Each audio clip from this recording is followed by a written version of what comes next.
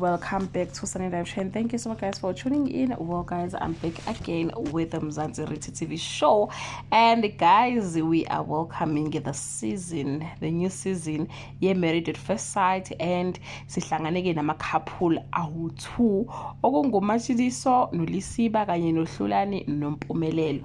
But ke bose ngazuthi cha uHlulani noMpumelelo Nkosi yami bayidlile ke noma bawudlile ke umhlanganiso einhlizweni zabantu ngokwama comment ke abantu la einkundleni ke zokuxhumana.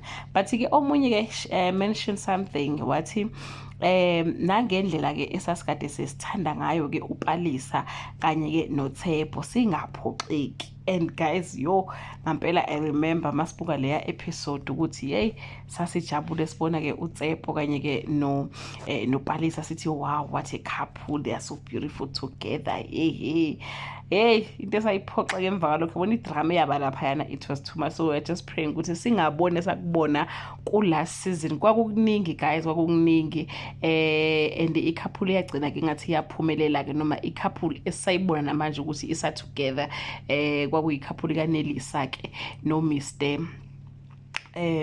Khoza. So ke this year guys sinalama couple ke awu-2. The first one uMatshidiso noLisiba. Abantu akabamthembi uLisiba because uLisiba uthe yena uyi-groovist, uthanda umgroove, uyahamba yogroova ahambe nje agcine ngabuyanga, sazomuza ukuthanda yini lokho ke uMatshidiso. So uthe uyi-entertainer and he is in car uku-industry ke yey'moto.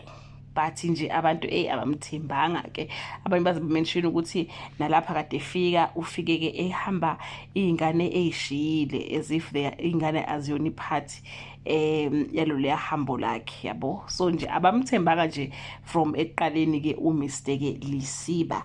Uthe omunye, I don't trust this guy like at all. I love them, the chemistry, I don't know, I just like them together, but I'm a bit worried, the groom, but the lady is a beautiful lady who seems ready for commitment. So nje umuntu ungathembakele kahle kahle la uLisiba guys. Usisi ke abantu ke bamthemba usisi unayo ingane eyodwa. I'm not sure about uLisiba ukuthi unengane engake, but ke usisi uthe uyi-marketing manager, she's from Free State.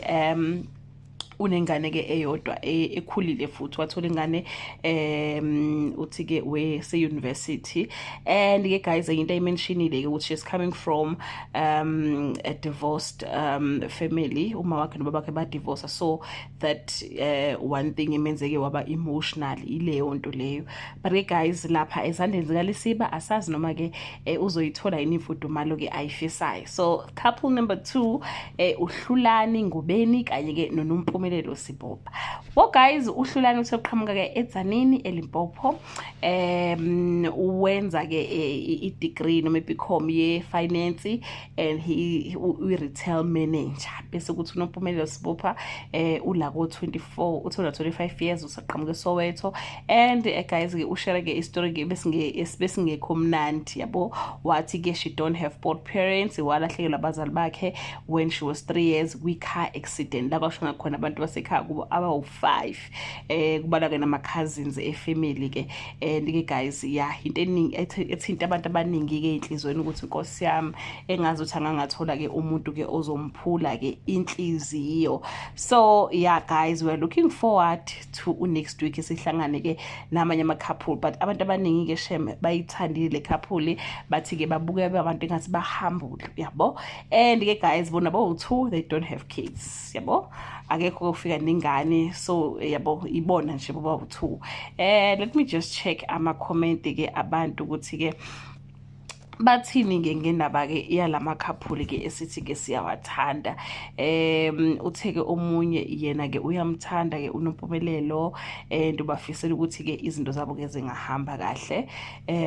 Wathi omunye Jonga ndingene ngamndonke nge-emotions zonke kule couple, please they must make it work please, I pray, I love them already.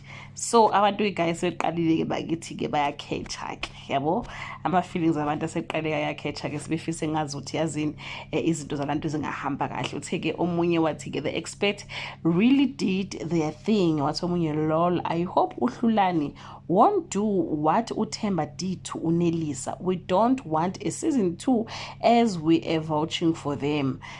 So ama comment ake abantu abanye bathi nje bakithi kungaphindeka izinto ezenzeka before umuntu mayeza lapha akube ukuthi ready and ba ready for uthando. Idrama kula season yo kusiyami, it was too much. But anyway guys, do comment below ukuthi ke yipi couple oyithandile, yipi couple oyithandayo kulama couple ke esiwabonile ke awu2.